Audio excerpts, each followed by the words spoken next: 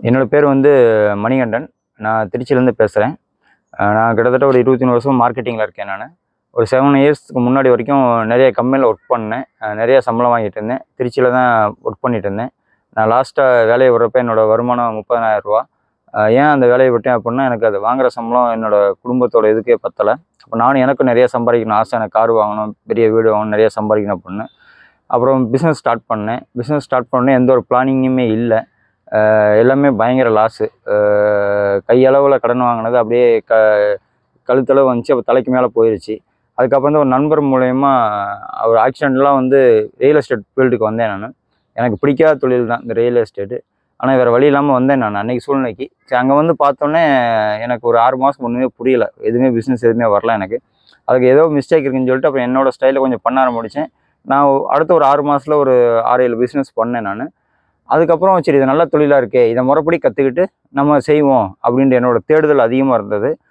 நிறைய இடத்துல இப்போ கண்டதெல்லாம் ட்ரைனிங் படித்தேன். அப்போ நம்ம எதிர்பார்த்தது கிடைக்கலான்னு சொல்லிட்டு இருக்கப்போ தான் எனக்கு திடீர்னு இந்த ரீட்டாவோட இது ஃபேஸ்புக்கில் ஆட் பார்த்தேன் நான். ஆட் பார்த்துட்டு அப்ளை பண்ணேன் நான். அவங்க ட்ரைனிங் கொடுத்தாங்க. எனக்கு உள்ளே போனோடனே ஒரு 1 வீக் ட்ரைனிங் தான் அது இனிஷியலாக வந்து. அது ரொம்ப நல்லா இருந்தது. அப்போ அடுத்த கட்ட ட்ரைனிங் ஒன்று ஜாயின் பண்ணேன். அதுக்கப்புறம் தான் பெரிய மாற்றமே ஏற்பட்டுச்சு எனக்கு. அப்போ வந்து பிரவீன் சார் ட்ரைனிங் கொடுத்தாரு. உண்மையிலே வேறு மாதிரி இருந்தது எனக்கு. அவர் சொன்ன ஒவ்வொரு விஷயமும் ரொம்ப ரொம்ப யூஸ்ஃபுல்லாக இருந்தது. ட்ரைனிங் கற்றுக்கிறது பெரிய விஷயம் இல்லை, படிக்கிறது பெரிய விஷயம் இல்லை. ஏன்னா அவர் அந்தளவுக்கு நாலேஜ் பர்சன். பட் அதை சொல்ல நம்ம செயல்படுத்தணும். நம்ம அவங்க சொல்கிறத முழுமையாக நம்பணும். அர்ப்பணிப்போட நான் இங்கே ட்ரைனிங்கை கற்றுக்கணும். நான் அப்படி தான் கற்றுக்கிட்டேன் நான். அவர் சொல்கிறத 100% அர்ப்பணிப்போட செஞ்சேன் நான். அது கற்றுக்கிறதுலையும் சரி, அவர் சொன்ன விஷயங்களை ஃபாலோ பண்ணுறதுலையும் சரி, அந்த மாதிரி இருக்கப்போ தான் அவர் கைட்லைன்ஸ் மூலியமாகவே வழிகாட்டுதல் படியே நல்ல கம்பெனியாக வெயிட் பண்ணேன். அப்போ சொன்னார், நீங்கள் இன்னும் ஒரு 3 மாதம் கூட வெயிட் பண்ணுங்கள், தப்பு கிடையாது அப்படின்னு ஒரு வார்த்தை சொன்னார். சார், வருமானத்துக்கு என்ன பண்ணுறது, இப்போ என்ன பண்ண போகிறீங்க, வெயிட் பண்ணுங்கள், நல்லதாக கிடைக்கும் அப்படின்னாரு.